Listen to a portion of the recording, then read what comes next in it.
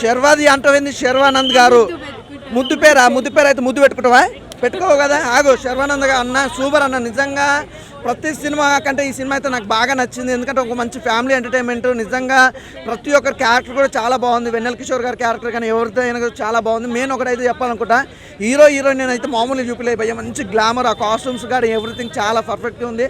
అంటే ఒక ఫ్రెండ్ గురించి ఇంత అద్భుతమైన సినిమా అనేది చాలా డిఫరెంట్. అంటే ఫ్రెండ్షిప్ ఇచ్చే వాల్యూ కానీ అలాగా వాళ్ళిద్దరి మధ్య లవ్ ట్రాక్ కానీ సాంగ్స్ కానీ బ్యాక్గ్రౌండ్ మ్యూజిక్ కానీ ఆర్ఆర్ కానీ ఎవ్రీథింగ్ చాలా బాగుంది. అంటే ప్రతి ఒక్కరికి నచ్చుతుంది. అంటే లవర్స్ అని కాదు, ప్రతి ఒక్కరు చూడవచ్చు. మంచి ఫ్యామిలీ ఎంటర్టైన్మెంట్. శర్వానంద్ కి చాలా గ్యాప్ తర్వాత వచ్చిన మూవీ కదా ఇది, మరి హిట్ కొడుతుంది అనుకోవచ్చు. హిట్ కొట్టేది అన్నమా, నేను ఆల్రెడీ చెప్తున్నది కూడా అదే. శర్వానంద్ అన్న సూపర్ డూపర్ హిట్ అనమాట. ఈ సినిమా ఎలాంటి డౌట్ లేదు. అందరూ మంచి అన్ని కేటగిరీలు కలిపి చూడొచ్చు అనమాట. అంటే ఒకళ్ళు ఫ్యాంటసీ మూవీ అంటున్నారు కదా, ఫ్యాంటసీ అనిపించిందా మరి?